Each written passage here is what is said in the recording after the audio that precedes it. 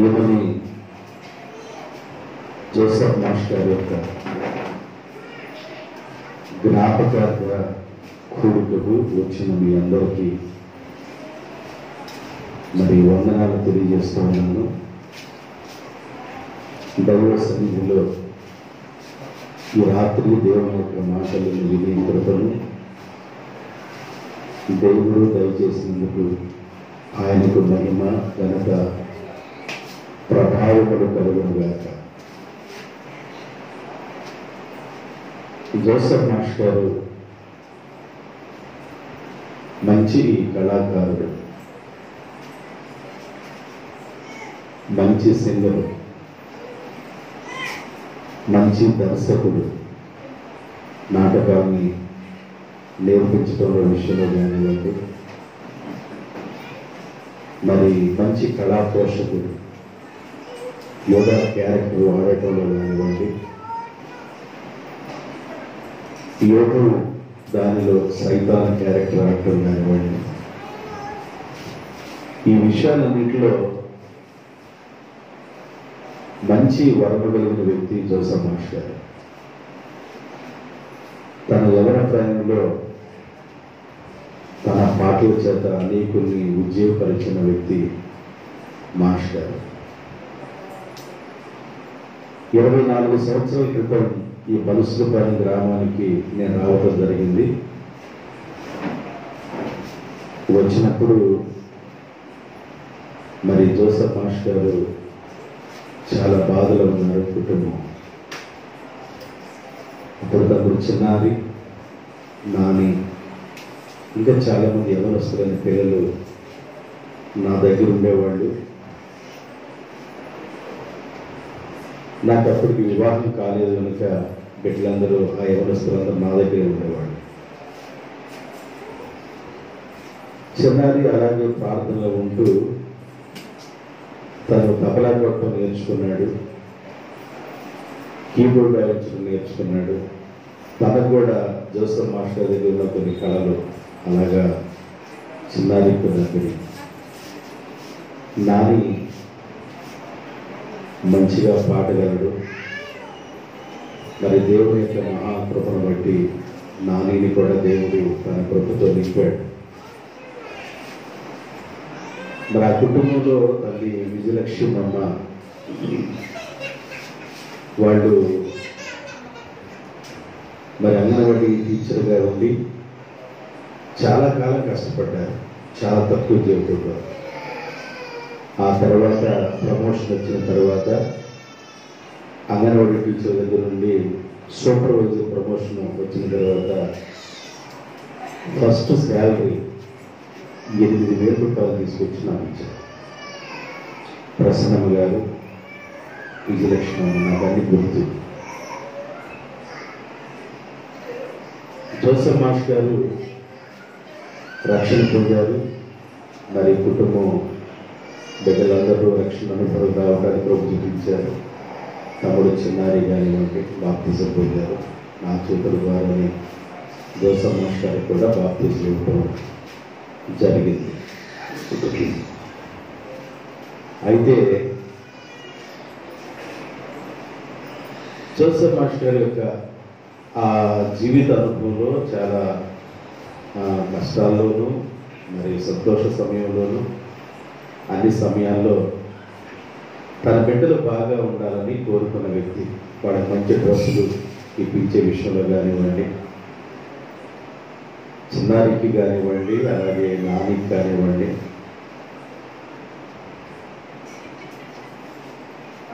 మంచి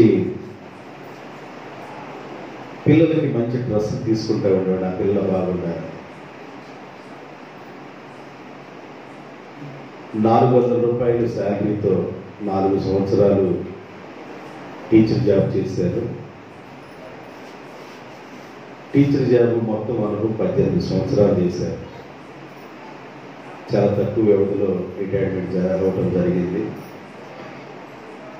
ఈ మధ్యలో ప్రభుని నమ్ముకోవడం, బాప్తిజం పొందడం, దేవుని వెంబడించడం, అనేకమైన మీటింగ్స్లో మరి దేవుని మహిమపరచడం, ఈ విషయాలన్నీ దేవుని సేవకుడిగా నాతో ఉండి నన్ను విడిచిపెట్టకుండా వెన్నంటి ఎప్పుడు ఉండేవాడు.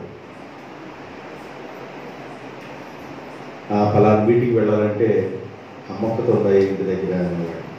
అయినా పద ఇల్లందరం పద మీటింగ్, కానీ మీటింగ్కి వెళ్ళటం చాలా సంతోషించేవాడు. ఒక్కోసారి మీటింగ్కి వెళ్ళి వస్తా తమ్ముడు చిన్నారి, నేను, నాని, టీచర్ జోసఫ్ మాస్టర్ బండి మీద నుంచి పడ్డా. ఏమన్నా అర్థం కాదు. కీబోర్డు నేను అందరం పడ్డా. కీబోర్డుకి ఏం కాలేదు, స్లిప్ అయింది బండి. ఇలా ఎన్నో పరిస్థితుల్లో అయినా కూడా దేవుని మహిమపరచడం జరిగేది. అన్ని సమయాల్లో ప్రభు పాదాలు పట్టుకొని ముందుకు నడిచారు. మరి ఆ కుటుంబాన్ని బట్టి నేను సంతోషిస్తూ ఉన్నాను. కుటుంబం యావత్తు కూడా సంపూర్ణ రక్షణలో ఉండాలని కోరుకుంటున్నాను. నాని భార్య పింకి, ప్రేమించిన పాప, ముందుగా బాబు, ఈ కుటుంబం యావత్తు వారు కూడా పరిపూర్ణమైన రక్షణలోకి రావాలని నేను కోరుకుంటున్నాను. ఒక సేవకుడిగా తండ్రి కలిగిన మనసుతో నేను కోరుకునేది ఏంటంటే రక్షింపబడాలి. జోసఫ్ మాస్టర్ ఒకవేళ ఉంటే నా పిల్లలందరూ కూడా రక్షణలో ఉండాలని కోరుకుంటాను.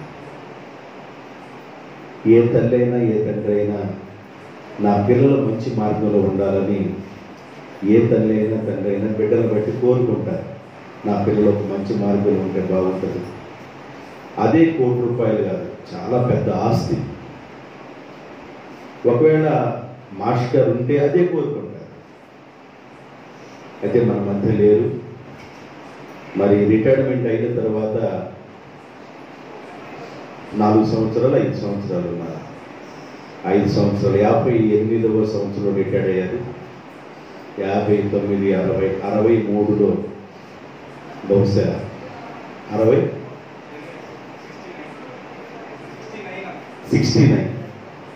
దాదాపు రిటైర్డ్ అయిన తర్వాత 10 సంవత్సరాలు ఉన్నారు. చాలా మంది జీవితంలో రిటైర్మెంట్ స్టేజ్ దాకా ఉండలేరు. చాలా బలహీనతలు అలాగే ఉంటాయి. రిటైర్మెంట్ స్టేజ్ దాకా ఉండలేరు. రిటైర్మెంట్ అయిన తర్వాత కూడా 10 సంవత్సరాలు ఉన్నారు. ఆయనకున్న గొప్ప వరం ఏంటంటే వాలీబాల్ కోర్టులో యవనస్తులు వదిలినట్టుగా మాస్టర్ గారిని వదిలితే ఆయన కూడా యవనస్తుడే అనుకుంటారు. అంటే ఆయన శరీర తత్వం అలా ఉండిద్ది అన్నమాట. నేను చాలాసార్లు వాడేవాడు. నేను సేవలో చిన్నప్పుడు వచ్చాను. మరి ఇప్పుడు ఈ వయసులో నా శరీర రూపం చూసుకుంటుంటే చాలా వేరుగా ఉంటుంది. చిన్నాన్న, నీ శరీర రూపం వేరు. దేవుడిచ్చిన మంచి విధానం అదంటే నిజమేనయ్యా. దేవుడు ఆశీర్వదించి మంచి ఆరోగ్యాన్ని దేవుడు దయచేశాడని చాలాసార్లు మాట్లాడుకుంటూ ఉండేవాడు. మరి మాస్టర్ లేకపోవటం లోటే. అంటే ఇప్పుడు 2 సంవత్సరాలు దాటి 3వ సంవత్సరంలో మనం జ్ఞాపకం చేసుకుంటూ ఉన్నాం. ఈ 2020వ సంవత్సరంలో మాస్టర్ చనిపోయి ఈ రోజుకి 3వ సంవత్సరం. కనుక బైబిల్లో నేను ఒక వ్యక్తిని జ్ఞాపకం చేయాలని ఆశపడుతూ ఉన్నాను.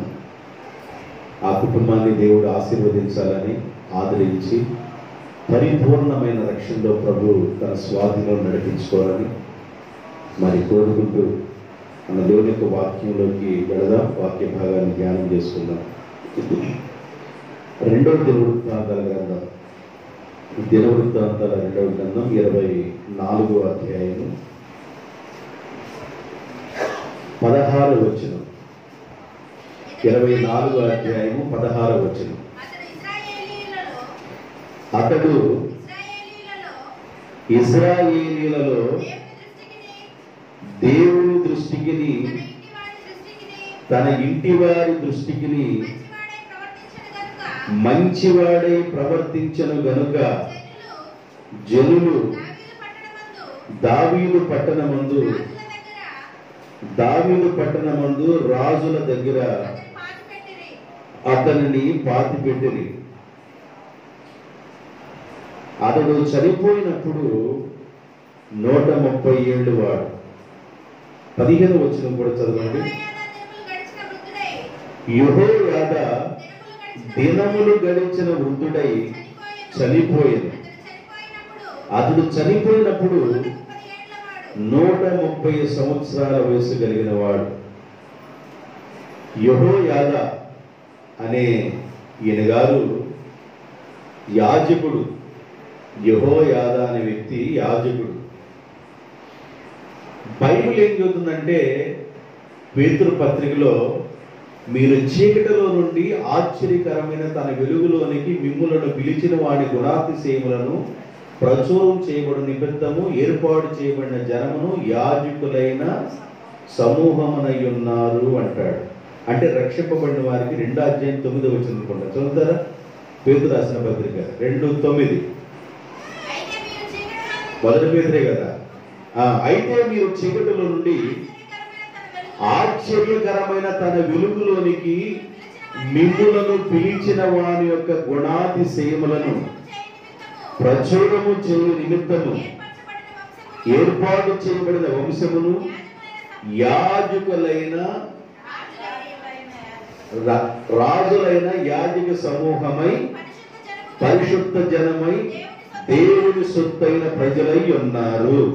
వినండి, ఇక్కడ యాజకులు అనే పదాన్ని వాడాడు. రక్షింపబడిన ప్రతి వ్యక్తిని మీరు చీకటిలో నుండి ఆశ్చర్యకరమైన వెలుగులోనికి వచ్చారు కాబట్టి మీరు ఏర్పాటులో ఉన్నారు కనుక రాజులను యాజక సమూహమునై పరిశుద్ధ జనమునై ఉన్నారన్నాడు. ఈ పాత నిబంధన కాలంలో యెహోయాదా అనే వ్యక్తి యాజకుడు. ఏ రాజుగారు పరిపాలన చేసేటప్పుడు ఈయన యాజకుడు అంటే, యోవాషు రాజు పరిపాలన చేసేటప్పుడు ఈయన యాజకుడు. యోవాషు రాజు యూదా జాతి వారికి 8వ రాజు. ఈయన యూదా జాతి వారికి ఎన్నో రాజు? 8వ రాజు. 8వ రాజు అయిన యోవాషు పరిపాలన చేసే సమయంలో యెహోయాదా యాజకుడిగా ఉన్నాడు. యాజకుడిగా ఈయన ఉండి 130 ఏళ్ళు బ్రతికాడు. 130 సంవత్సరాలు బ్రతికాడు. 130 సంవత్సరాలు బ్రతకడం అంటే మామూలు విషయం కాదు. అబ్రహాము 175 సంవత్సరాలు బ్రతికారు. అర్థమైందండి? అబ్రహాము 175 సంవత్సరాలు బ్రతికారు. మరి తక్కువ కాలం బ్రతికిన వాళ్ళు కాదు. పాత నిబంధన కాలంలో ఎక్కువ కాలం బ్రతికిన వాళ్ళు మెతుషల 969 సంవత్సరాలు బ్రతికారు. ఆదాము గారు 930 సంవత్సరాలు బ్రతికారు. హానోకు 360 సంవత్సరాలు బ్రతికారు. మోషే గారు 120 సంవత్సరాలు బ్రతికారు. అబ్రహాం గారు 170 సంవత్సరాలు బ్రతికారు. యెహోయాదా అన్న వ్యక్తి 130 సంవత్సరాల వయసు అప్పుడు నిండు వృద్ధాప్యంలో తాను చనిపోయాడు. నిండు వృద్ధాప్యంలో 130 సంవత్సరాల వయసులో చనిపోయాడు. మీకు క్లుప్తంగా వాక్యం చెప్తారు, జాగ్రత్తగా వినండి. ఒక 30 నిమిషాలు 40 నిమిషాల్లో వాక్యం చెప్తారు. ఈయన గారి గురించి బైబిల్లో ఏం రాయబడిందంటే, ఇజ్రాయేలీలలోను నెంబర్ 1, దేవుని దృష్టిలోను తన ఇంటి వారందరి దృష్టిలోను మంచివాడే ప్రవర్తించెను. దేవునికి స్తోత్రం, హల్లెలూయా. అంటే ఇజ్రాయేల్ ప్రజల దృష్టిలో ఒక మంచిని సంపాదించుకున్నాడు ఈ వ్యక్తి. దేవుళ్ళకి రావటం గొప్ప విషయం, దేవుళ్ళో ఉండటం గొప్ప విషయం, దేవుళ్ళతో సాగటం గొప్ప విషయం. చాలా మంది జీవితాలు ఎలాగుంటాయి అంటే, వయసు పెరుగుతున్నా, ఆయుష్కాలం తగ్గిపోతా ఉన్నా, రోగాలు రొప్పులు వస్తున్నా దేవుని దగ్గరికి రాదు. చాలా మందికి వయసు పెరుగుతూ ఉంటది, ఆయుష్కాలం తగ్గుతూ ఉంటది, రోగాలు రొప్పులు వస్తూ ఉంటాయి. రోగాలు రొప్పులు ఎన్ని వచ్చినా ఆ రోగాల రొప్పుల్లోనే దగ్గుకుంటా తుమ్ముకుంటా అక్కడే సీదుకుంటా తుడుచుకుంటా ఆడే ఉంటారు తప్ప దేవుని దగ్గరికి వెళదామనే మనసు చాలా మందికి రాదు. 24 సంవత్సరాల క్రితం నేను ఇక్కడికి వచ్చినప్పుడు మరి దేవుని దగ్గరికి తన రావటం ప్రారంభించారు, బాప్తిజం పొందడం ప్రారంభించారు, ప్రభువుని వెంబడించారు. దేవుని బిడ్డలారా, యెహోయాదా అనే ఈ వ్యక్తి ఇజ్రాయేలులోను దేవుని దృష్టిలోను మంచివాడై, దేవుని దృష్టిలోను తన ఇంటి వారి దృష్టిలోను మంచివాడై ఉన్నాడు. 130వ సంవత్సరంలో చనిపోయాడు. మనిషి చనిపోవటానికి ముందుగా దేవుని దృష్టి మన మీద ఉండింది, మరి ఇజ్రాయేలు దృష్టి అంటే మనుషుల దృష్టి కూడా మన మీద ఉండింది, మన ఇంటి వారి దృష్టి కూడా మన మీద ఉండింది. మన ఇంటి వారు కూడా మన గురించి సాక్ష్యాన్ని ఇస్తారు, దేవుడు మన గురించి సాక్ష్యాన్ని ఇస్తాడు. ఇజ్రాయేల్ ప్రజలు కూడా అంటే మనం ఎదుగుతున్న సమాజంలో కూడా సాక్ష్యం వస్తుంది. నేను మీకు ఏం చెప్పాలనుకున్నానంటే, దేవుని దృష్టిలో మంచివాడుగా అనిపించుకున్నాడు యెహోయాదా. అసలు దేవుని దృష్టిలో మంచివాడిగా ఎలా ఉండగలరు? బైబిల్ ఏం చెబుతుందంటే, సామెతల గ్రంథం 3వ అధ్యాయము 3-4 వచనాలు. 3వ అధ్యాయము 3-4 వచనాలు. దయను సత్యమును ఎన్నడను నిన్ను విడిచిపోనివద్దు. ఏమి విడిచిపోకూడదంట? అందరూ చెప్పండి. దయను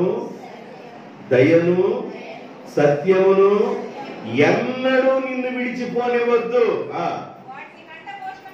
వాటిని నీ కంఠానికి భూషణముగా ధరించుకొనుము, నీ హృదయములో ఉన్న పలక మీద వ్రాసుకొనుము.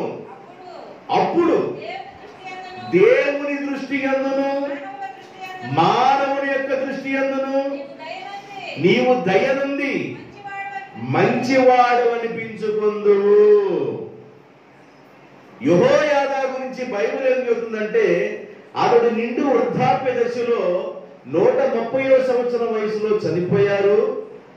130వ సంవత్సరం వయసులో చనిపోవడానికి ముందు, దానికి ముందుగా అక్కడ రాయబడిన సాక్ష్యం ఏంటంటే, ఇజ్రాయేలీలలోను దేవుని దృష్టిలోను తన ఇంటి వారి దృష్టిలోను మంచివాడుగా ఉండెను. దేవునికి స్తోత్రం. దేవుని దృష్టిలో మంచివారుగా ఎలా ఉండగలమంటే, బైబిల్ స్పష్టంగా చెబుతుంది, దయను సత్యమును, సత్యం అంటే దేవుడే, దయను సత్యమును నీ కంఠానికి భూషణముగా ధరించుకొనుము, నీ హృదయం అనే పలక మీద వ్రాసుకొనుము, అవి నీ నుండి దూరంగా పోనివద్దు.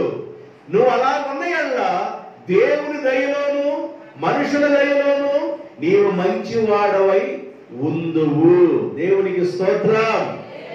దేవుని యొక్క దయ సత్యం మనలో ఉన్నప్పుడు, దేవుని యొక్క దయ సత్యాన్ని మనం విడిచిపెట్టకుండా మనం వెంబడిస్తూ మన హృదయం అనే పలక మీద వ్రాసుకొని దేవునికి గాని లోబడినట్లయితే, దేవుడు అన్నాడు, నిన్ను మంచివాడుగా చేస్తాను అన్నాడు.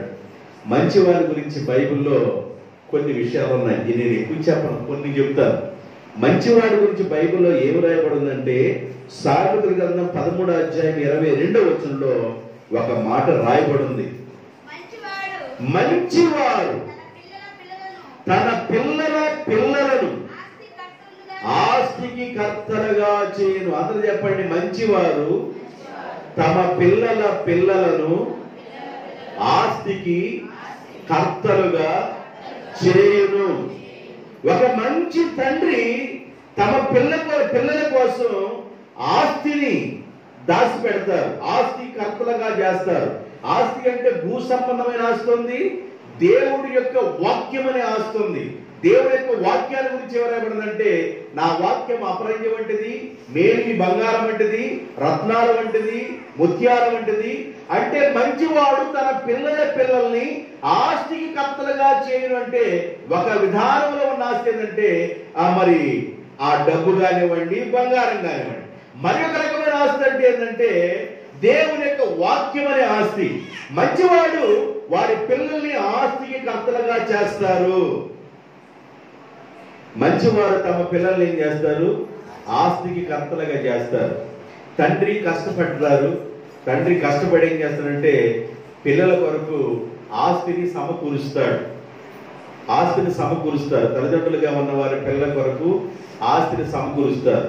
1 సెంటు పొలమను, 2 సెంటు పొలమను, ఒకవేళ అరెకరమను, 2 ఎకరాలను, 3 ఎకరాలను, 3 ఎకరాల 3 సెంటను, 3 ఎకరాల నరను, అట్లా పిల్లలకి తండ్రి ఏం చేస్తాడంటే ఆస్తిని సమకూరుస్తాడు. ఎందుకంటే నా పిల్లలు బాగుండాలి, నా పిల్లలు సుఖంగా ఉండాలి, కష్టపడ్డ నేను నా పిల్లలు మంచిగా ఉండాలి, నా పిల్లలు సుఖంగా బ్రతకాలని తండ్రి ఏం చేస్తాడంటే పగలనక రాత్రనక కష్టపడి పిల్లల కోసం ఆస్తిని సమకూరుస్తారు. దేవునికి స్తోత్రం, హల్లెలూయా.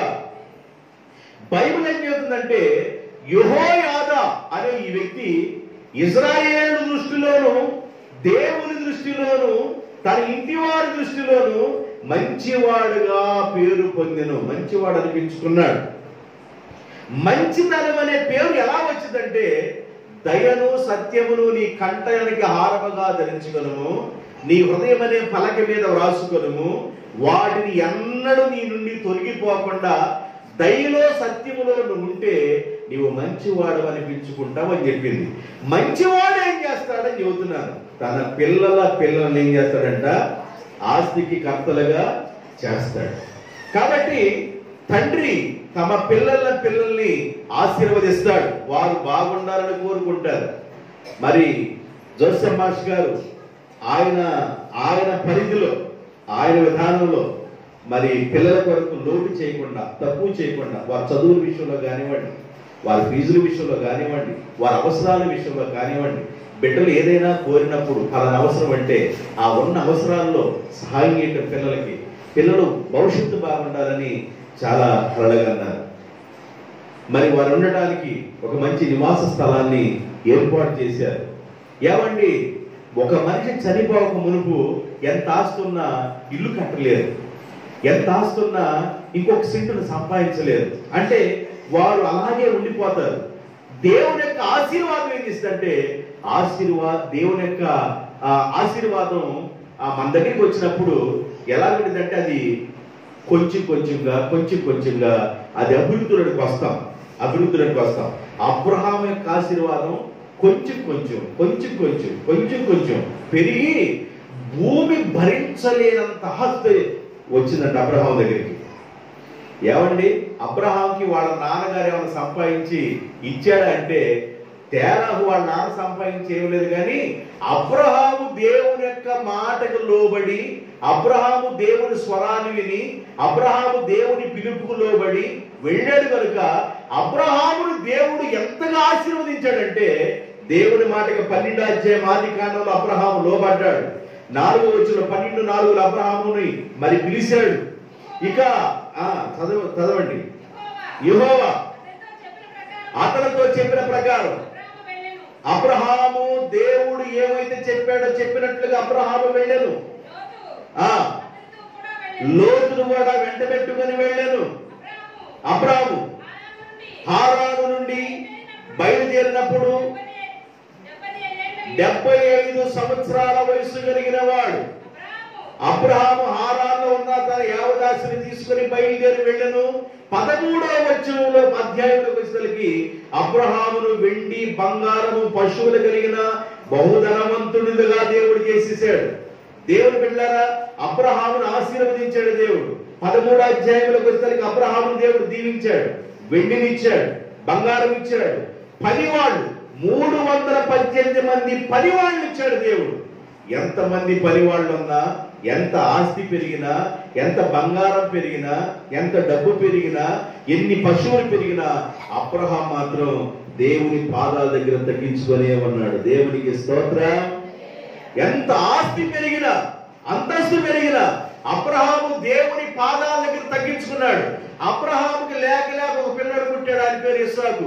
40వ సంవత్సరం వయసులోకి వచ్చినప్పుడు, ఇస్సాకు వయసు 40వ సంవత్సరం వయసు వచ్చినప్పుడు అబ్రహాము ఇంట్లో ఉన్న పెద్ద దాసుడిగా ఉన్న ఎలియాజరును పంపించి నా కుమారుడి విషయంలో జ్ఞాపకం చేసుకుని పంపించినప్పుడు ఆయన వెళ్ళిపోయి పెళ్లి కుమార్తె చూడటానికి వెళ్ళి ఆ ఇంటికి వెళ్ళినప్పుడు వాళ్ళతో ఏమంటాడంటే, నా యజమానుడు సంపాదించిన ఆస్తి తన కుమారుడికి ఇచ్చాను. దేవునికి స్తోత్రం. నా యజమానుడైన అబ్రహాము సంపాదించిన ఆస్తి ఆయన కుమారుడికి ఇచ్చాను. మంచివాడు తన పిల్లలను ఆస్తికి కర్తలుగా చేయను. అబ్రహాము తన కుమారుణ్ణి ఆస్తికి కర్తగా చేశాడు. ఏమి మరి దేవుడిచ్చాడో ఆ ఆశీర్వాదాన్ని ఆ బిడ్డలకు దయచేశాడు. ఆస్తి అంటే వెండి, బంగారం, పశువులు, భూ సంబంధమని. ఆస్తి అంటే నెంబర్ 1 రక్షణ, గొప్ప ఆస్తి. దేవునికి స్తోత్రం. రక్షింపబడటం గొప్ప ఆస్తి. బైబిల్ ఏం చెప్తుందంటే, నా పిల్లలు సత్యములో పెరుగుచున్నారని వినటం కంటే అంతకంటే నాకు సంతోషం ఏముంది? అంతకంటే గొప్ప ఆస్తి ఏముంది? నా పిల్లలు సత్యమును అనుసరించి నడుచుచున్నారనే వినే సంతోషం కంటే ఇక భూమి మీద నాకు అంతకంటే సంతోషం ఏమీ లేదు. ఏడకెళ్ళి అబ్బాయి పొద్దాక చెప్పాలా? ఏడకెళ్ళాను చెప్పాలా? వయసు వచ్చిన తర్వాత ఏడకెళ్ళాను పొద్దాక అన్ని చెప్పాలి. డీటెయిల్స్ అన్ని వివరం చెప్పాలి. ఫుల్ స్టాప్ ఎక్కడో, కామా ఎక్కడో, ప్రశ్నార్థకమైన గుర్తు ఎప్పుడు, ఇవన్నీ చెప్పాలా అంటారు కొంతమంది పిల్లలు. తల్లిదండ్రులకు చెప్పకుండా పిల్లలు కొంతమంది ఏం చేయరు. దేవునికి స్తోత్రం. తల్లిదండ్రులతో ఫ్రెండ్షిప్ చేస్తూ ఉంటారు పిల్లలు. ఆ బిడ్డలను దేవుడు దీవిస్తాడు, ఆశీర్వదిస్తాడు. అర్థమవుతుందా? బైబిల్ చెబుతుంది, మంచివారు తమ పిల్లలను ఆస్తికర్తలుగా చేయరు. దేవుని దృష్టి అనే విషయాన్ని మీకు చెప్పారు. దేవుని దృష్టిలో మంచివారుగా ఎప్పుడుంటారు? దేవుని దృష్టిలో మంచివారుగా ఉన్నవారు ఏం చేశారో మీకు చెప్పారు. యెహోయాదా అలాగా జీవించాడు. రెండోది, తన ఇంటి వారి దృష్టిలో కూడా ఆయన మంచి సాక్ష్యాన్ని సంపాదించుకున్నాడు. దేవునికి స్తోత్రం. బైబిల్ ఏం చెబుతుందంటే, మీకు ఒక భాగాన్ని గుర్తు చేయాలని ఆశపడుతున్నాను. మొదటి దినవృత్తాంత గ్రంథం 13వ అధ్యాయము, మొదటి దినవృత్తాంత గ్రంథం 13వ అధ్యాయము 14వ వచనం. దేవుని మందసము ఓబేదేదోము ఇంటిలో అతని కుటుంబం వద్ద 3 నెలలు దేవుని యొక్క మందసము ఓబేదేదోము ఇంటిలో ఉండగా, యెహోవా ఓబేదేదోము ఇంటి వారిని, అతని సొత్తంతటిని ఆశీర్వదించెను. జాగ్రత్తగా వినండి. తన ఇంటిలో మంచి సాక్ష్యం. తన ఇంటిలో ఓబేదేదోము ఇంటిలోకి రాజుగారు అన్నారు, దావీదు గారు, ఏమయ్యా మందసాన్ని రాజనగరానికి ఇప్పుడు తీసుకెళ్ళను, దగ్గరలో నీ ఇల్లు ఉంది కదా, ఈ మందసాన్ని తీసుకొచ్చి మీ ఇంట్లో పెడతానన్నాడు. రాజుకి భయం వేసింది. దావీదు మహారాజుకి మందసం చూసి భయం వేసింది. ఎందుకు మందసం చూసి భయం వేసిందంటే, ఆ మందసం రోడ్లో ఆ బండి మీద వస్తా ఉన్నప్పుడు ఆ మందసం ఒరుగుతుంటే ఉజ్జి అనే వ్యక్తి ఏం చేశాడంటే మందసాన్ని అట్లా పట్టుకున్న వ్యక్తి కరెంట్ షాక్ కొట్టి చనిపోయాడు. వామ్మో, మందసంతో మామూలు విషయం కాదు. ఈ మందసం పట్టుకుంటేనే ఆ వ్యక్తి చనిపోయాడు. కాబట్టి రాజనగరానికి వెళ్ళిపోతే ఇంకేమి పరిస్థితులు సంభవిస్తాయో అని భయం వచ్చి లోపల ఇక ఆ భయాన్ని వ్యక్తం చేయకుండా ఏం చేశాడంటే, ఓబేదేదోముని పిలిచి అన్నాడు, ఈ మందసాన్ని మీ ఇంట్లో పెడతాను, కొద్ది రోజుల తర్వాత తీసుకెళ్తాను అన్నాడు. అంటే ఇక్కడ ఏమైందో చూద్దామని మందసాన్ని తీసుకెళ్ళిపోయి ఆ ఇంట్లో పెట్టారు. ఇప్పుడు ఈయనకి భయం ఉండిద్దిగా, ఓబేదేదోము కూడా భయం ఉండిద్దిగా. ఉజ్జియా చనిపోయాడు, ఈ మందసం తీసుకొచ్చి పెట్టాడని. ఇంట్లోకి రాగానే ఏం చెప్పాడంటే, యమా ఇదిగో నా మాట విను, ఈ మందసాన్ని ఎవరు తాకినా చనిపోతారు. మందసంలో దేవుడు ఉన్నాడు.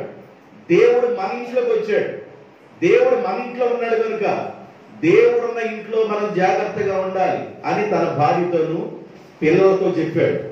పిల్లలు భార్య మందసం ఎక్కడ పెట్టారంటే ఇంట్లో, నట్టింట్లో పెట్టారు.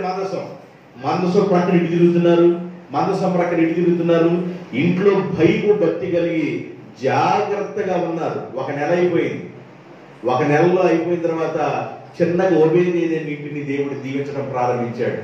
వాళ్ళున్న భయము భక్తిని బట్టి, వాళ్ళున్న మంచితనాన్ని బట్టి, తన ఇంటిలో ఆయనకున్న మంచి సాక్ష్యాన్ని బట్టి, ఆయనకు ఆయన భార్య ఆయన పిల్లలు మంచి సాక్ష్యంగా ఉండబట్టి, దేవుడు ఉన్న మందసంలో దేవుడు ఉన్నాడు కనుక వాళ్ళు జాగ్రత్తగా ఉన్నారు కనుక నెల రోజుల తర్వాత దేవుడు వాళ్ళని దీవించడం ప్రారంభించారు. దీవెన ఎక్కువైపోతుంది. 2వ నెల, 3వ నెల, 3 నెలల్లో గొప్ప ఆశీర్వాదం ఓబేదేదోముకి వచ్చిందని తెలుసుకొని అప్పుడు రాజుగారు ఏం చేశారంటే మందసాన్ని రాజనగరానికి తీసుకుని వెళ్ళడానికి ఇష్టపడ్డాడు. అంటే తన ఇంటి వారి దృష్టిలో కూడా ఓబేదేదేమో మంచి సాక్ష్యాన్ని పొందాడు కనుక ఆశీర్వాదం తన ఇంటిలోనికి వచ్చింది.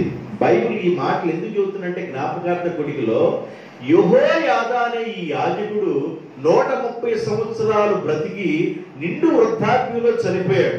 చనిపోయిన తర్వాత దేవుడు ఆయన గురించి ఇచ్చిన సాక్ష్యం ఏంటంటే ఇశ్రాయేలీయుల దృష్టిలోను దేవుని దృష్టిలోను తన ఇంటి వారి దృష్టిలోను మంచివాడుగా ఉండి చనిపోయాడు. 3 విధాలుగా సాక్ష్యం. ఇశ్రాయేలు దృష్టిలోను దేవుని దృష్టిలోను ఇంటి వారి దృష్టిలోను మంచివాడుగా ఉండి చనిపోయాడు. మన ఇంటిలో మన గురించి సాక్ష్యం తెలిసింది. మన ఇంటిలో మన సాక్ష్యం ఎలాగుందో అర్థమవుతుంది. యెహోయాదా తన ఇంటిలో సాక్ష్యాన్ని కలిగి ఉన్నాడు కనుక చనిపోయినప్పుడు యాజకుడిన పాస్టర్ ఈయన యాజకుడిగా ఉన్న ఈయన రాజును పెట్టే సమాధిలో ఈయన పెట్టారు. మీకు ఇంకొక విషయం చెబుతాను వినండి. అసలుకి రాజులు చనిపోయినప్పుడు రాజును తీసుకెళ్లి రాజులున్న ప్రాంతంలో సమాధులు ఆ దొడ్లోనే పెట్టాలి. కొంతమంది రాజులు చనిపోయినప్పుడు రాజుల దొడ్లో సమాధుల్లో అక్కడ కట్ల ఆ ఆధిక్యత ఆ దీవెన ఎవరికి దక్కిందంటే యెహోయాదాకి దక్కింది. దేవునికి స్తోత్రం, హల్లెలూయా. కాబట్టి యెహోయాదా తను చనిపోయినప్పుడు ఒక మంచి సాక్ష్యాన్ని సంపాదించుకొని తను చనిపోయాడు. ఇశ్రాయేలులోను దేవుని దృష్టిలోను తన ఇంటి వారి దృష్టిలోను, ఇప్పుడు దేవుని దృష్టి చెప్పాను, ఇశ్రాయేలు దృష్టిలోను మంచివాడుగా ఉన్నాడు, తన ఇంటి వారి దృష్టిలో కూడా మంచివాడిగా ఉన్నాడు. మన ఇల్లు దీవించబడడానికి మన ఇంటి వారి దృష్టిలో కూడా మన ఇల్లంతా కూడా ఆశీర్వాదకరంగా దేవుని కలిగి ఉండాలి. యేసేపు అడుగు పెట్టిన నాటి నుండి యేసేపు పొతిఫర్ ఇంట్లో అడుగు పెట్టిన నాటి నుండి తన ఇంటిలోనేమి తన పొలములోనేమి ఆశీర్వాదం వచ్చింది. కారణం ఏంటంటే యేసేపుతో దేవుడే అడుగు పెట్టాడు. దేవునికి స్తోత్రం. ఒక భాగాన్ని చెప్పాను, రెండో భాగం యువత జాగ్రత్త క్లుప్తంగా కొంచెం.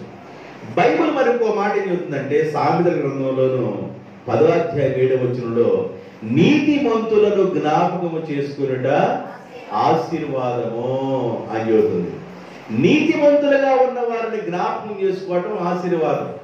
జ్ఞాపకం అనే పదానికి వచ్చినప్పుడు ఒక మనిషిని ఎప్పుడు జ్ఞాపకం చేసుకుంటాడంటే అవసరతలో ఉన్నప్పుడు ఒక మనిషిని జ్ఞాపకం చేసుకుంటాడు. మళ్ళా రెండో విషయం, ఒక మనిషి దేవుని ఎప్పుడు జ్ఞాపకం చేసుకుంటాడంటే ఆపదల్లో ఉన్నప్పుడు జ్ఞాపకం చేసుకుంటారు. ఆపదల్లో ఉన్నప్పుడు ఒక మనిషి దేవుణ్ణి జ్ఞాపకం చేసుకుంటాడు.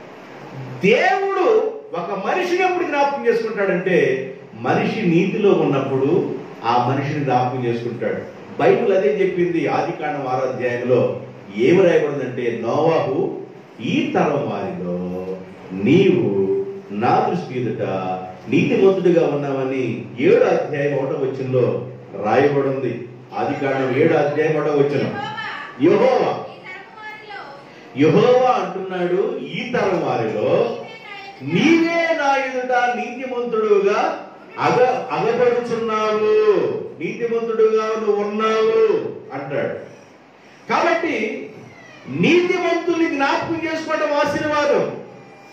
జోసెఫ్ మాస్టర్ గారు తను ఎప్పుడు నాతో ఉన్నప్పుడు ఏం చెప్పేవాడు అంటే, అయ్యా మా అమ్మగారు ఇక్కడున్న కవలమ్మ గారు మరి వాళ్ళ బృందమంతా ఉన్నారు, వీళ్ళందరూ రాత్రుల పూట అయినా కూడా చాలా దూరం వెళ్ళేవాళ్ళు అయ్యా ప్రార్థనకి, చాలా దూరం నడిచి వెళ్ళేవాళ్ళు అయ్యా ప్రార్థనకి అంటూ ఉండేవాడు. ఇప్పుడు ప్రార్థనకి అమ్మా అని అంటే మూడో ఇల్లు, ఇంటి పక్కన మూడో ఇంటి దగ్గరికి కూడా నడవాలా? లేదు, ఈజీ చైర్ వచ్చింది, ఈజీ చైర్ మీద కూర్చుందో అప్పుడు నెట్టుకుంటూ వెళ్తారు. ఈజీ చైర్ ఒకటి వచ్చింది, వాళ్ళు నెట్టుకుంటూ వెళ్తారు. ఇంటి పక్కన మూడో ఇంటి దగ్గర కుటుంబ ప్రార్థన. కొంతమందికి దేవుని యొక్క సన్నిధికి వెళ్ళే ఆకాంక్ష ఉండదు. అర్థమవుతుందా?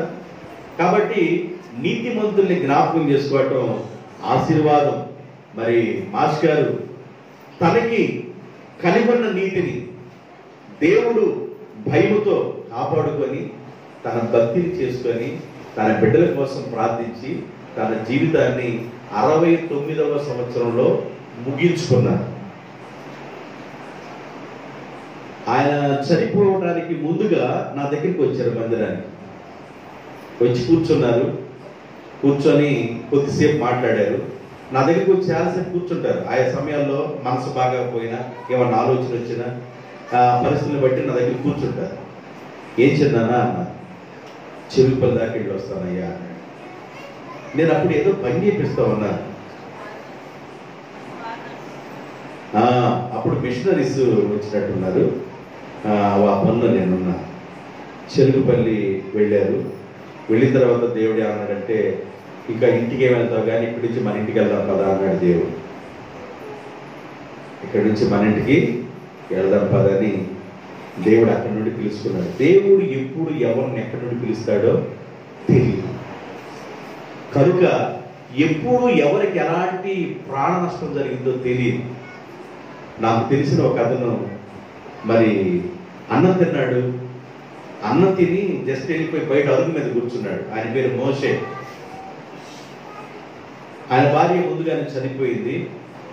మరి 2 కుమారులు. ఒక కుమారుడు లైన్ మ్యాన్గా పనిచేస్తూ ఉన్నాడు. ఒక అతను ఇంటి దగ్గర వ్యవసాయం చేసుకుంటున్నాడు. కుమారుడు, పెద్ద కుమారుడు మంచిగా చదువుతున్నాడు. మంచి క్లవర్ స్టూడెంట్. మ్యాథ్స్ చెప్తే 100కి 99 మార్కులు తెప్పించేవాడు మ్యాథ్స్లో. తన విధానంలో మరి ఆ జాబ్ కోణంలోకి తనకు రాలేదు. వ్యవసాయం చేసుకుంటూ ఉన్నాడు. భోజనం అయిపోయిన తర్వాత వెళ్ళి బయట వెళ్ళి అరుగు మీద కూర్చున్నాడు. కూర్చున్న 5 నిమిషాలకి పెద్దోడా అని కేకేసాడు. కేకేసిన వెంటనే ఏంది నాన్న అని పరిగెత్తుకుంటే ఇద్దరికి, ఏందిరా గుండెలో నొప్పుగా ఉందరా అని అన్నాడు. గుండె నొప్పి ఏంది నాన్న అని చెప్పేసి అట్లాగా వాళ్ళ నాన్నని చేతులతో పట్టుకున్నాడు. చేతుల్లో పట్టుకున్నాడు. పట్టుకున్న మనిషి చేతుల్లోనే ఒరిగిపోయాడు. ప్రాణాన్ని వదిలేసేసాడు. చనిపోయాడు. ఒక మనిషికి ఎప్పుడు ప్రాణం పోయిందో తెలియదు, ఎప్పుడు చనిపోతామో తెలియదు. చనిపోక ముందే మనం ఏం చేయాలంటే బాప్తిజం పొంది రక్షింపబడాలి. దేవునికి స్తోత్రం. యేసు మార్గంలో మనం ఉండాలి. యేసుతో నడవాలి. యేసుతో జీవించాలి. యేసు మాటల్లో ఉండాలి. ఆస్తికి కర్తలుగా చేయాలంటే బంగారం, వెండి, డబ్బు ఒక రకమైన ఆస్తి అయితే దేవుని యొక్క వాక్యము విలువ కట్టలేని ఆస్తి. అలాంటి వాక్యపు అనుభవంలో మనం ఎదగాలి. ఆ విధంగా ఎదగాలి. నేను ఈ వాక్య భాగంలో ఒక 3వ విషయాన్ని చెప్పేసి నేను ముగిస్తాను. ఒకటి, యెహోయాదా మరి దేవుని దృష్టిలో మంచివాడిగా ఉన్నాడని చెప్పాను. నీతిమంతుల్ని జ్ఞాపకం చేసుకోవడం. బైబిల్లో నీతిమంతులుగా ఉండి చనిపోయిన వారు మన అబ్రహాం గారు కానివ్వండి, ఇసాక్ గారు కానివ్వండి, యాకోబు కానివ్వండి, మరి నోవాహు కానివ్వండి, అలాగే వారి నీతిని కాపాడుకొని కుటుంబాలను కట్టుకున్నారు. నోవాహు కుటుంబాన్ని కట్టుకున్నాడు. తన భార్యను దేవుళ్ళు నడిపించాడు. తన కుమారుల్ని దేవుళ్ళు నడిపించాడు. తన కోడల్ని దేవుళ్ళు నడిపించాడు. అర్థమవుతుందా? భార్య మారు మనసు పొందితే భర్త మారు మనసు పొందట్లా. భర్త మారు మనసు పొందితే భార్య మారు మనసు పొందట్లా. భార్య భర్తల మారు మనసు పొందితే పిల్లల మారు మనసు పొందట్లా. పిల్లల మారు మనసు పొందితే కోడళ్ళు మారు మనసు పొందట్లా. నోవాహు తన కుమారుడు, కోడళ్ళు, నోవాహు భార్య, కుటుంబం యావత్తు రక్షింపబడ్డారు. ఇక అంతకంటే సంతోషం ఏముందండి ఆ కుటుంబంలో? అంతకంటే దీవెనే ఉంది. ఆయనకి కోడళ్ళే కూతుర్లు అయిపోయారు. మరి కుమారుడు మరి ఏది చెప్పినా విన్నారు. ఎదురు మాట్లాడలేదు, ఎదురు తిరగలేదు. చెప్పిన పనిలా చేయడం నేర్చుకున్నారు. దేవుడు అందుకనే నోవాహు కుటుంబాన్ని బైబిల్ మనకి ఎత్తి చూపించాడు. దేవునికి స్తోత్రం. రాజుల గ్రంథంలోకి వెళ్ళండి. 2వ అధ్యాయం. రాజుల మొదటి గ్రంథం 2వ అధ్యాయం. రాజుల మొదటి గ్రంథం 2వ అధ్యాయం. మొదటి వచ్చింది. దావీదునకు మరణకాలము సమీపింపగా అతను తన కుమారుడు సొలొమోనును పిలిచి ఇలాగు ఆజ్ఞ ఇచ్చెను, లోకులందరూ పోవలసిన మార్గంలో నేను వెళ్ళిపోతున్నా. బాబు, లోకులందరూ ఏ మార్గంలో వెళ్ళిపోయారో నేను కూడా వెళ్ళిపోతున్నా. కాబట్టి నువ్వు ధైర్యంగా ఉండు. నా కుమారుడా, నువ్వు ధైర్యంగా ఉండు. నిబ్బరమ కలిగి నీ దేవుడైన యెహోవా ఏమైతే అప్పగించాడో ఆ పనిని కాపాడి ఆయన మార్గములో నీవు నడుచుకున్న ఎడల ఎక్కడ తిరిగినా ఏ పని కూరుకున్నా ఆయన నీకు తోడుగా ఉంటాడు. దేవునికి స్తోత్రం. దావీదునకు మరణకాలం సమీపించింది. భక్తుడైన దావీదు జీవించిన దినాలలో దేవునికి నమ్మకంగా ఉన్నాడు, రోషం కలిగి బ్రతికాడు. దేవుని బిడ్డల మీదకి శత్రువుగా ఉన్న గొలియాతు అనే వ్యక్తి వస్తే గొలియాతు మీదకి వెళ్ళి యుద్ధం చేసి జయించాడు. దావీదు గారి జీవితంలో ఎన్నో యుద్ధాలు జరిగినాయి, యుద్ధాలలో గొప్ప జయాలు వచ్చినాయి, అన్ని విధాలుగా నమ్మకంగా ఉన్నాడు. అయితే దావీదు అంటాడు, నా ఏళ్లకు యుద్ధం నేర్పిన వాడు నా దేవుడే, నా కాళ్ళను లేడి కాళ్ళవలే చేసిన వాడు నా దేవుడే, నా దేవుని యొక్క సన్నిధి నాకు తోడుగా ఉంది కనుక గాఢాంధకారపు లోయలో సంచరించిన అపాయమును నేను భయపడను. ఆయన దుడ్డుగారయ్యు ఆయన దండము నన్ను ఆదరించుతుంది. యెహోవా నా కాపరి అన్నాడు. కాబట్టి ఎంతగా దేవుణ్ణి ఆరాధించిన వ్యక్తి, ఎంతగా దేవుడు కలిగిన వ్యక్తి తన మరణ కాలంలో, అవసాన కాలంలో తన కుమారుడు పిలిచి కొన్ని మాటలు చెబుతున్నారు. దేవుడు బిడ్డలారా, అవసాన కాలంలో కుమారుడితో మాట్లాడే అవకాశం ఒక్కోసారి ఉండదు. అవసాన కాలంలో తన భార్యతో మాట్లాడే అవకాశం ఒక్కోసారి ఉండదు. అవసాన కాలంలో తన కుమార్తెలతో మాట్లాడే అవకాశం ఉండదు. ఒక్కోసారి యజమానిగా ఉన్న వ్యక్తి దాటిపోయినప్పుడు భార్యతో జాగ్రత్తలు చెప్పి వెళ్ళడానికి అవకాశం ఉండకపోవచ్చు, పిల్లలతో జాగ్రత్తలు చెప్పి దాటిపోయే అవకాశం ఉండకపోవచ్చు, కుమారులు కానివ్వండి కుమార్తెలు కానివ్వండి. ఇలాంటి అవకాశం దొరికిందంటే అది దేవుని యొక్క మహా కృప. తనకి మరణం అనేది అర్థమైపోయింది, చనిపోతాడని అర్థమైపోయింది. అర్థమైనప్పుడు జాగ్రత్తలు చెప్పాడు. జోసెఫ్ మాస్టర్ గారు ఇక చనిపోతాడు అనగా మన గ్రామంలో మరి అన్ని కుటుంబాలు అట్లా రోడ్లో ఎందుకు తిరిగారు ఆ రోజు తెలియదు కానీ అట్లా రోడ్డు తిరిగారు. తను చనిపోక మునుపు సేవలో నన్ను అంటి పెట్టుకున్నారు. ఇది వాస్తవం, ఇది పొగట్టాలని చెప్పే మాటలు కాదు, ఇది వాస్తవాలు. ఎక్కడికి వెళ్ళినా రాత్రి పూట అర్ధరాత్రి అయినా ఏ పరిస్థితులు అయినా నాతో ఉండి బండి మీద ప్రయాణం చేశారు. ప్రభు పనిలో నిలబడ్డారు, నన్ను వెంబడించారు, సేవకుడిగా ఉన్న నన్ను వెంబడించారు. ఆయన అవసర పరిస్థితుల్లో దావీదు గారు అంటాడు, తన కుమారుడు పిలిచాడు. మరణం దగ్గరికి వచ్చేసింది, అర్థమైపోయి పిలిచి, బాబు నేను చనిపోబోతున్నాను రా, నాకు అర్థమైపోయింది. అయితే దేవుడు నీకు తోడుగా ఉండాలంటే నేను కలిగి ఉన్న దేవుణ్ణి నువ్వు విడిచిపెట్టద్దు. దేవునికి స్తోత్రం. నేను ఎలాగైతే దేవుని దగ్గర మోకరించి ప్రార్థన చేశాను, ఎలాగ ప్రభు దర్శనాన్ని చూశాను, ఎలాగైతే దేవుని స్వరాన్ని వింటూ ఉన్నాను, ఎలాగ దేవుని అభిషేకాన్ని నేను పొందానో అలాగ నీవు నమ్మకంగా నడవరా, దేవుడు నీకు తోడుగా ఉంటాడు రా బాబు అని చాలా జాగ్రత్తలు తన కుమారుడు చెప్పి చనిపోయాడు. తన కుమారుడు చెప్పి చనిపోయేదానికి ముందుగా అన్నాడు, దేవుడు నీకు తోడుగా ఉంటేనే నీకు జయం వస్తుంది. దేవునికి స్తోత్రం. దేవుడు నీకు తోడుగా ఉంటేనే నీకు నెమ్మది వస్తుంది. దేవుడు నీకు తోడుగా ఉంటేనే నీకు ఘనత వస్తుంది. దేవుడు తోడుగా ఉంటేనే నీకు పేరు వస్తుంది. దేవుడు తోడుగా ఉంటేనే నీకు ఖ్యాతి వస్తుంది. దేవుడు తోడుగా ఉంటే ఆశీర్వాదం వస్తుంది.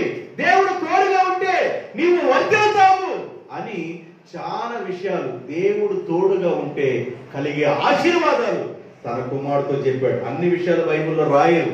దేవుడు తోడుగా ఉంటేనే నాయన మనం ఆశీర్వదించబడతామని తన కుమారుడితో చెప్పాడు. నా దేవుడు నాకు తోడుగా ఉండి నడిపించాడు. అదే దేవుడు నీకు తోడుగా ఉండి నేను నడిపించాలంటే నువ్వు ఏ పని పూనుకున్నా, ఎక్కడ తిరిగినా, ప్రతి పనిలో సక్సెస్ఫుల్ గా నువ్వు ముందుకు కొనసాగించబడాలంటే దేవుడు నీకు తోడుగా ఉండాలి. దేవుడు నీకు తోడుగా ఉంటే ఆశీర్వాదాలు మెండుగా ఉంటాయి. దేవుని బిడ్డలారా, దేవుడు తోడుగా ఉండటం వలన బైబిల్ రాయబడింది, రాజైన హిజ్కియాకి ప్రభు తోడుగా ఉండటం వలన జయం వచ్చింది. యెహోషాపాతుకి దేవుడు తోడుగా ఉండటం వల్ల ఆశీర్వాదం వచ్చింది. యేసాయాకి దేవుడు తోడుగా ఉండటం వల్ల వర్ధిల్లాడు. దేవుడు తోడుగా ఉంటే కలిగే ఆశీర్వాదాలు, చాలా ఆశీర్వాదాలు ఉన్నాయి. అర్థమైందా? కాబట్టి నేను మూడో విషయం ఏం చెబుతున్నానంటే, తండ్రిగా ఉన్న దావీదుకి మరణకాలం సమీపించినప్పుడు కుమారుడికి జాగ్రత్తలు చెప్పాడు. తండ్రి చెప్పిన మాటలు ఏ కుమారుడైతే వింటాడో, తండ్రి మాట ఎవరైతే వింటారో భూమి మీద వారు దీర్ఘాయుష్మంతులు అవుతారు. దేవునికి స్తోత్రం. తండ్రి యొక్క మాటని విని ఎవరైతే నడుస్తారో వారి మీదకి దేవుని యొక్క దీవెనలు వస్తాయి. నా మాటలు ముగింపులో మాట్లాడుతున్న మాటలు ఇవి. జాగ్రత్తగా వినండి. ఈ జ్ఞాపకార్థ కూడికల్లో మరి జోసఫ్ మాస్టర్ గారు ఎన్ని టాలెంట్లు ఉన్నప్పటికీ చిన్నపిల్లల నాటికలు వేయాలంటే ముందుగా వాళ్ళకి కావాల్సిన మేకప్ కిట్ మొత్తం తీసుకొచ్చి కూర్చొని 5 గంటలు కూర్చొని అందరి మేకప్ వేసి 8 గంటలకల్లా పిల్లలందరూ రెడీ చేసి ఎవరికి ఏ గెటప్ వేయాలి, ఎవరిని ఎలా సెట్ చేయాలో అన్ని విధానాలు ఆయనకు తెలుసు, అన్ని పరిస్థితులు తెలుసు. పాట పాడటం తెలుసు, కీబోర్డ్ వాయించడం తెలుసు, దర్శకత్వం తెలుసు, మరి అన్ని కృపా వరాలు టాలెంట్లు ఎన్నో ఉన్నాయి. ఆ టాలెంట్లు బిడ్డల మీద ఉన్నాయి, వారి మానవ సంతానం మీద కూడా ఉన్నాయి. ఇప్పుడు ఆయనని కదిలించండి, మామూలు మండి దేవా.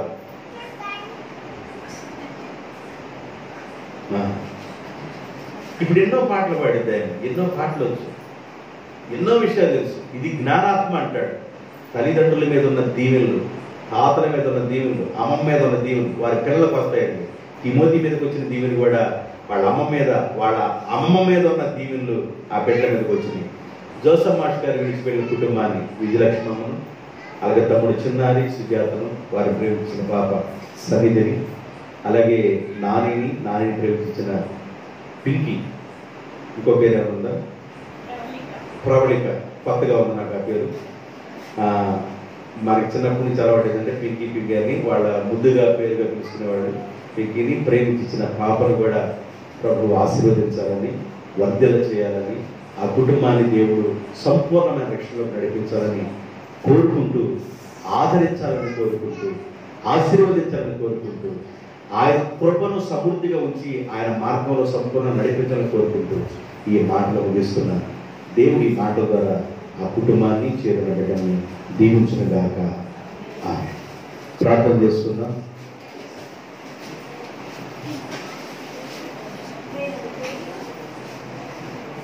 ప్రేమాస్వరూపుడు అయిన మా ప్రియ పరలోకపు తండ్రి, నమ్మకమైన మా ప్రభువా సృష్టికర్తకు స్తోత్రాలు. మా దినములు భూమి మీద కూలివారి దినాల్లాగా ఉన్నాయి. మా దినములు భూమి మీద నీడవలే ఉన్నాయి. మా ఆయుష్కాలం పెరుగుతూ ఉన్నాయి. నా ప్రభువా, ఎన్నో విషయాలు మీరు మాకు తెలియజేశారు.